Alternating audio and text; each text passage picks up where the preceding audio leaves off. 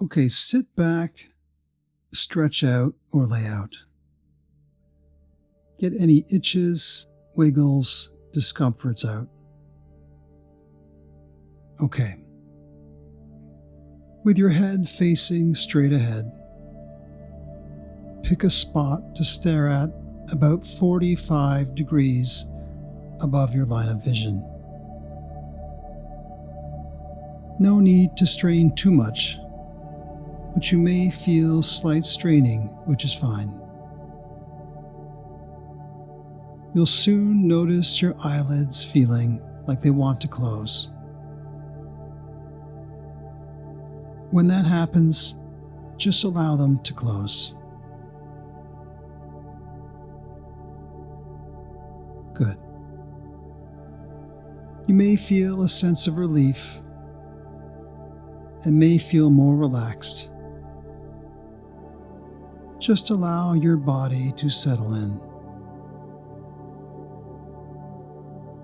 And just allow yourself to relax. You may notice thoughts, bodily sensations, or the sounds around you. It's perfectly fine for you to be aware of these. But these won't bother you and may even help you to relax more and more. Now focus your attention on my voice and follow my instructions. First, we're going to relax your muscles. The way you're going to do this is to take a breath in, hold it, and then squeeze each muscle for 5 seconds, and then let go of your breath and the muscle. Focus your attention on the muscle groups. Focus on what it feels like when the muscles are tensed versus relaxed. Now just follow my instructions. We'll start with your calves and feet. So here we go. Take a breath in and flex your calves and feet by pushing down with your toes. And hold for 2, 3, 4, 5, and let go of your breath and your calf muscles. Good.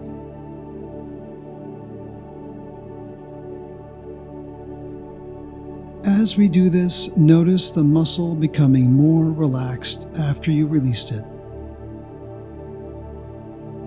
Now I want you to do the same thing with your upper legs. Take a breath in and flex your legs and hold for 2, 3, 4, 5, and let go of your muscle and breath. Excellent. Notice how your legs feel more relaxed.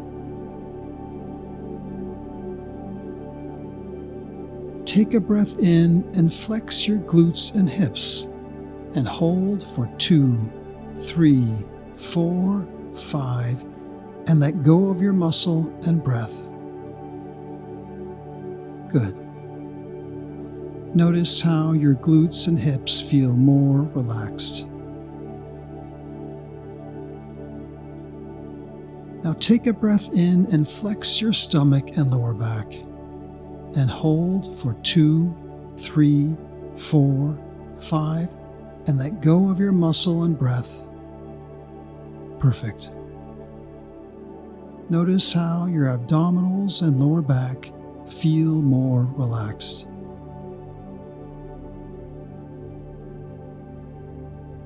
Now take a breath in and flex your chest by slightly pushing your shoulders forward.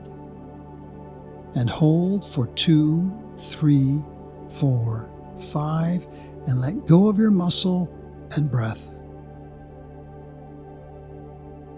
Notice how your chest feels more relaxed.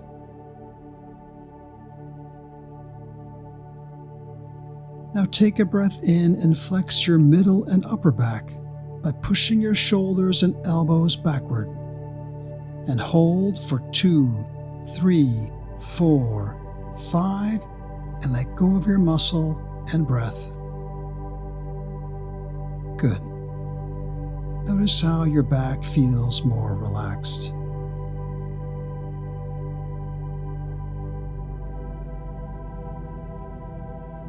Take a breath in and flex your arms by squeezing your hands into fists and slightly bending at the elbows. And hold for 2, 3, 4, 5, and let go of your muscle and breath. Good. Notice how your arms feel more relaxed.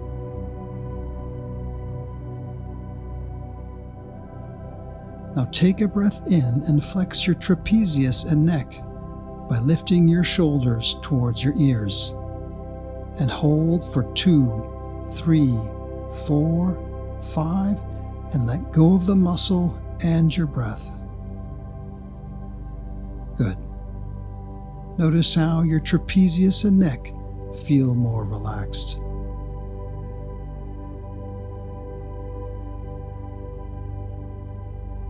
And finally, take a breath in and flex your face by squeezing your eyes shut and squeezing your lips together. And hold for 2, 3, 4, 5, and let go of the muscle and your breath. Notice how your face feels more relaxed.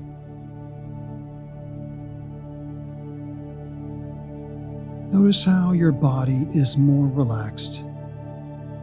Allow your muscles to continue to go more and more limp by letting go. You may notice thoughts, bodily sensations, or sounds around you. It's perfectly fine for you to be aware of these. But these won't bother you and may even help you to relax even more.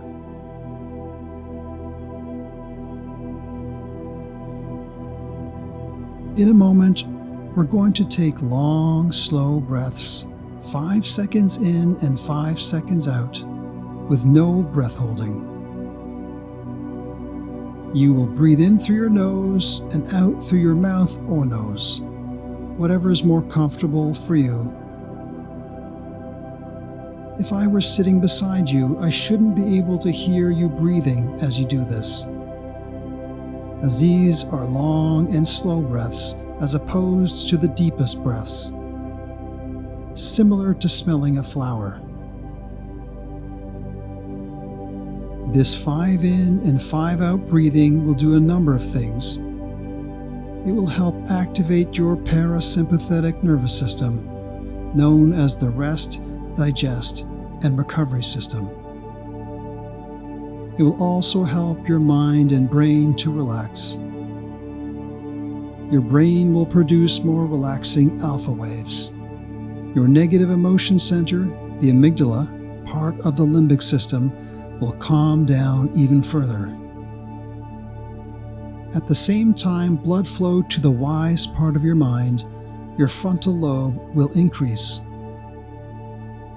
With each 10-second round, you're going to allow yourself to become more and more relaxed. Your mind will slow down, and you'll find it easier to focus on my words. Next, you'll breathe in for 5 seconds and out for 5 seconds with no breath holding. So here we go. Now slowly breathe in for 1, 2, 3, 4, 5, and out for 2, 3, 4, 5, and in for 2, 3, 4, 5, and out 2, 3, 4, 5, and in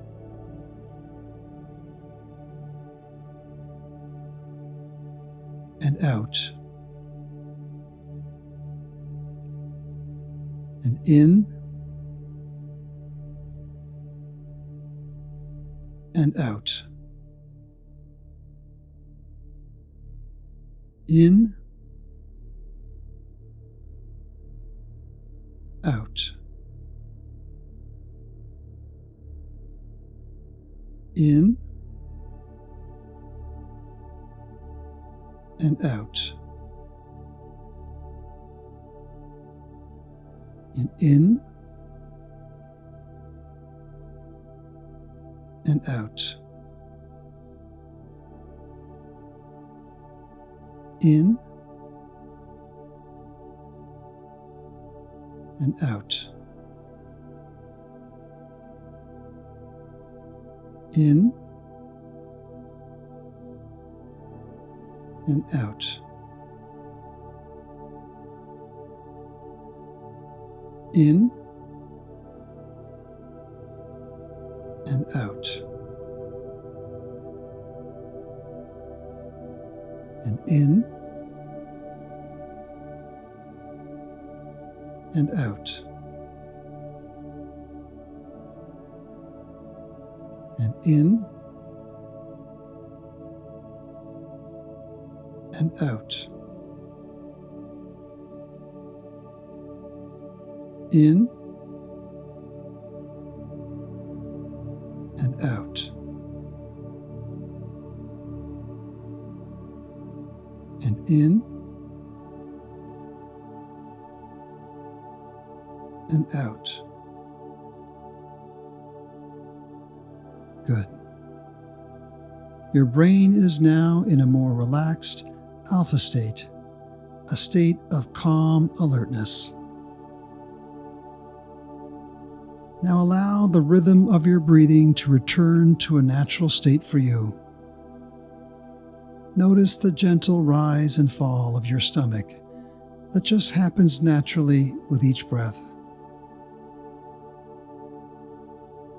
Notice yourself becoming more and more relaxed. Now, I want you to continue to allow yourself to relax as you listen to the sound of my voice. Your mind and body are now very relaxed.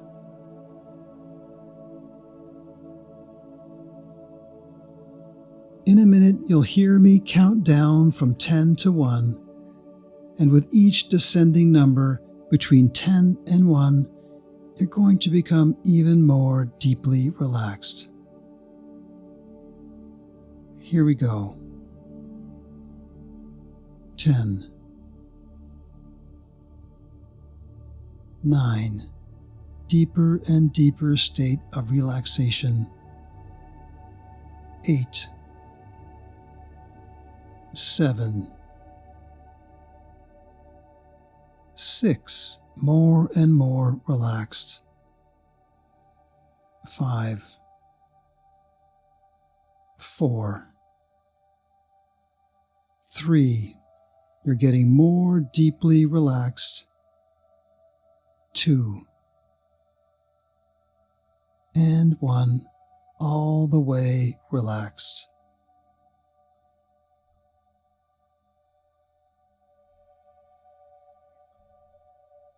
All of our minds have built-in tendencies to have inaccurate beliefs, attitudes, or philosophies that are extreme, rigid, inaccurate, and self-defeating.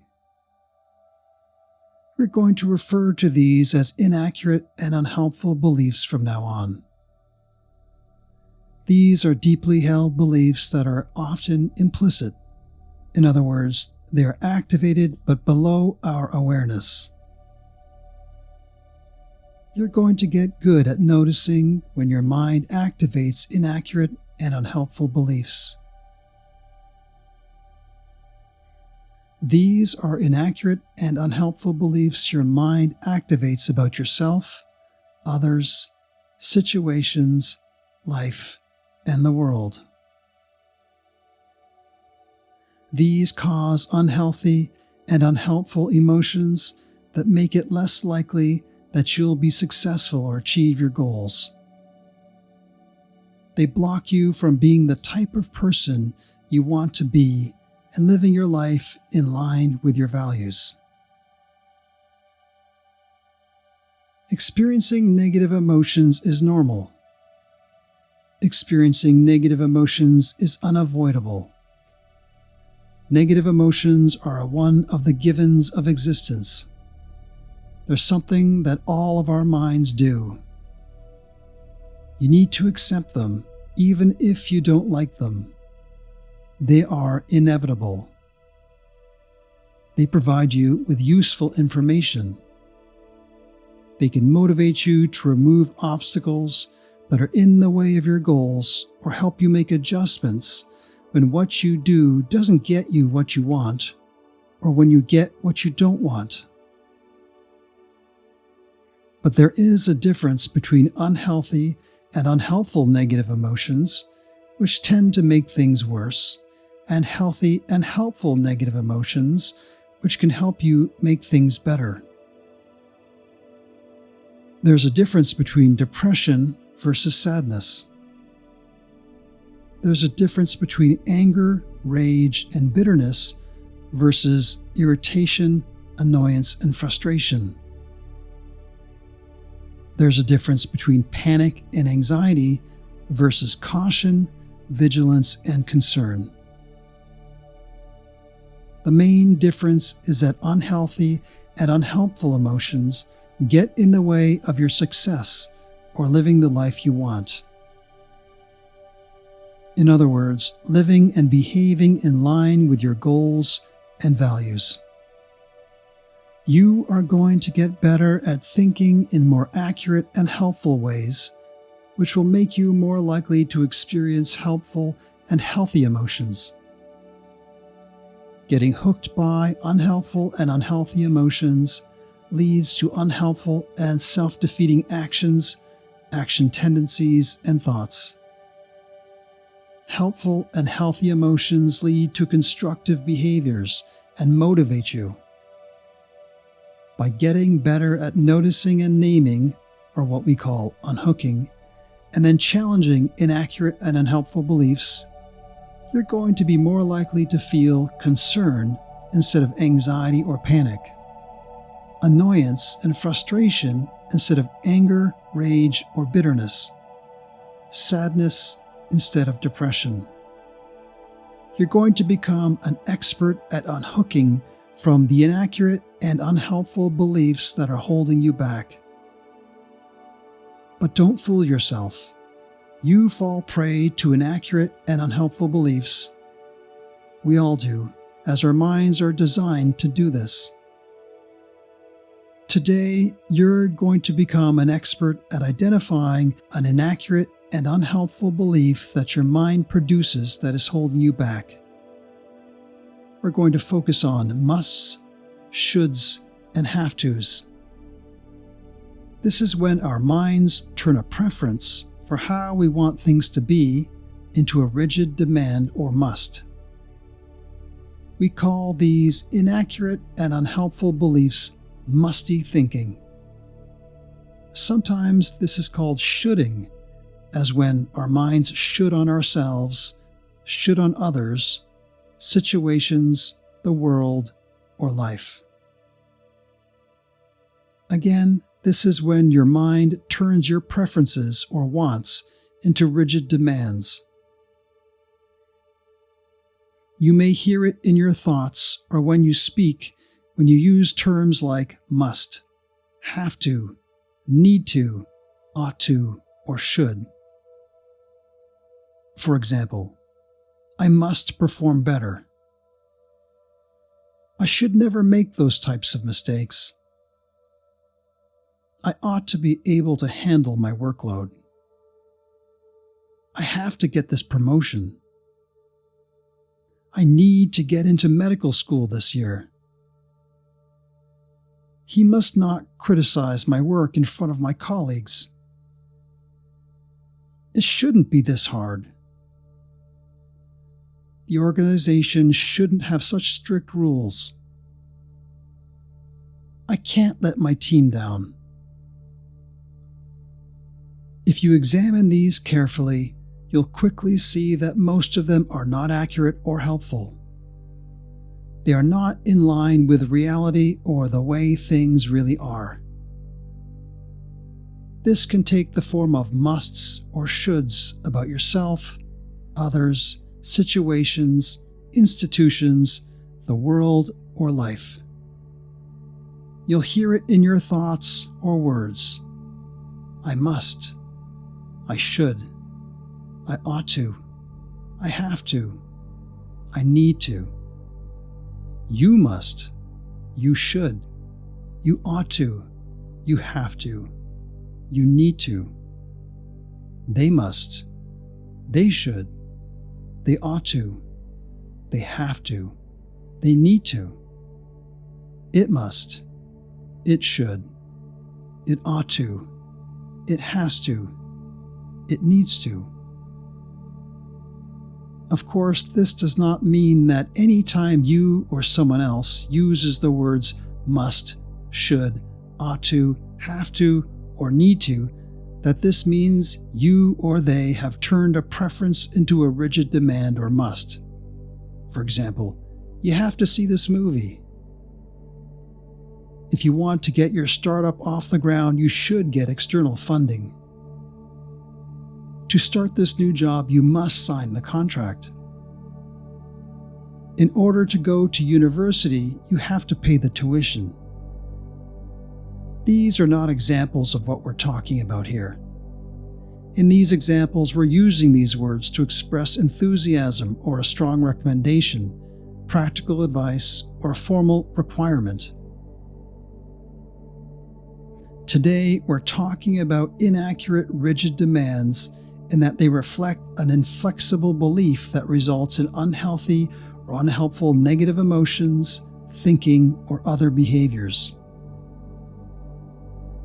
There are 4 inaccurate and unhelpful musts or shoulds that all of us have lurking below our awareness. These are deep-seated and implicit misunderstandings our minds have of the way things really are. The first deep-seated and implicit belief our minds have goes like this. Because I strongly prefer or want to, I must or should perform well or do well in the various aspects of my life. If not, I'm no good. This reflects the inaccurate belief that our self-worth is dependent on success. So when success is not achieved, we tend to experience anxiety, panic, self-doubt, depression, despair, or worthlessness. The second one goes like this. Because I strongly prefer it, I must or should get approval of others. If not, I'm no good. This reflects the inaccurate belief that our self-worth is dependent on external validation. So when approval from others doesn't happen, we tend to experience anxiety, self-doubt, depression, despair, or worthlessness. The third deep-seated, inaccurate, and unhelpful must or should is, because I prefer it, others must or should treat me well, fairly, kindly, or in the way I want them to treat me. If they don't, they're no good.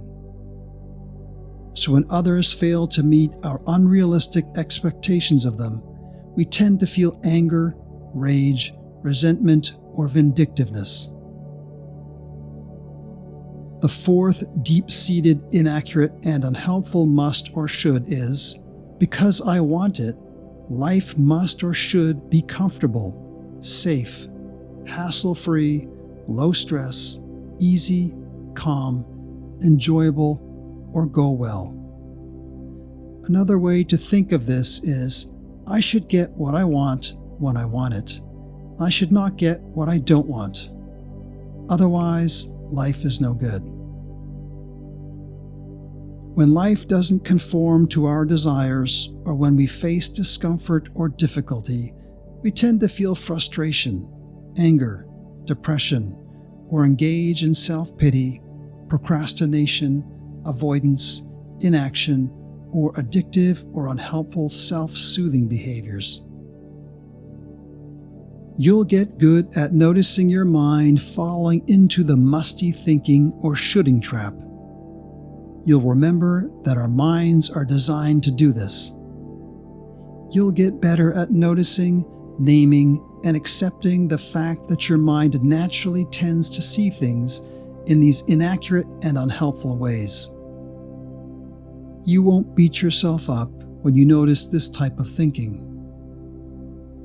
You'll be much better off because you'll notice and name it when it happens and accept the fact that this is what minds do. We call this unhooking and acceptance. When you do notice musty or shoulding thinking, you're going to say in your mind, "I'm noticing my mind is engaging in musty thinking," or "I'm noticing my mind is shoulding on myself," or "I'm noticing my mind is shoulding on others," or "I'm noticing my mind is shoulding on the world," or "I'm noticing my mind is shoulding on life." Then you're going to say, "Thank you, mind," as you're going to remember this is a natural thing for the mind to do. You're going to accept that your mind does this, but you're not going to let it get away with it. You're going to realize that these musts are inaccurate and unhelpful. They are not consistent with reality. They are not consistent with reality, as there is no law in the universe that says that just because you prefer something, or want something, or wish for something, that it must, should, or has to happen or be that way. Getting hooked by or buying into these musts will hold you back. These are not accurate and they're not helpful. You will no longer fall for these inaccurate beliefs. You're going to get better and better noticing your mind doing this. You're going to challenge these inaccurate and unhelpful musty beliefs by asking yourself, why is this not true? Where is the evidence to support this belief? Why is this belief not consistent with reality? How is this belief not logical? What law in the universe says it's true? Why is this not helping me? Why would I not agree with a child or a friend if they held this musty belief? Where is getting hooked by or holding on to or buying into this musty belief getting me? And you are going to remind yourself that although you may wish or hope for or prefer or want something, this does not mean it must, should, ought to, or has to happen. You will remind yourself that we live in a world where we don't always get what we want, and we sometimes get what we don't want. You will remind yourself that just because you want or prefer things to be a certain way, they don't have to be, and that you can handle it. You will remind yourself that just because you want or prefer to do well in various aspects of your life, there is no law in the universe that guarantees it or that says you have to. And if you don't do as well as you want, it doesn't reflect your value as a human being. You will strive to be better, but not perfect. You will remind yourself that just because you want or prefer that others approve of you, they don't have to, and you don't need their approval. It may be disappointing if you don't get approval, but you can still be happy without it, and it doesn't reflect your worth if you don't get it. You will always strive to unconditionally accept yourself with or without the approval of others. You will remind yourself that just because you would rather people treat you well, they don't have to. People are going to do what they do, and it doesn't mean they are bad if they don't. You will dislike their behavior, but not define their whole being based on it. You will focus on what you can control, which is your behavior and your influence over them. You will remind yourself that although you would prefer life was fair, easy, low stress, and always enjoyable, the reality is it isn't this way, and it does not have to be. And this does not mean that life is no good. You will tolerate the discomfort in the service of your goals that are worthwhile and to live in line with your values. By doing this, you're going to notice that you still experience negative emotions, but you will experience healthy and helpful negative emotions. The more you practice these steps and listen to this hypnosis recording, the more resilient you will become. You'll be more likely to live in line with your values and achieve your goals. In a moment, you'll bring yourself back to full awareness. You'll hear me count from 1 to 10. With each ascending number from 1 to 10, you're going to become more and more alert, more and more awake with each ascending number. Allow your eyes to open at the count of 8 and become fully alert at the count of 10. Here we go. 1. 2. Allow your mind to internalize all the suggestions you found helpful. 3. 4. Becoming more alert. 5. 6. More awareness of your body and surroundings. 7. About to open your eyes. 8. Now open your eyes. And 9. And 10. And fully aware and refreshed, relaxed, and alert.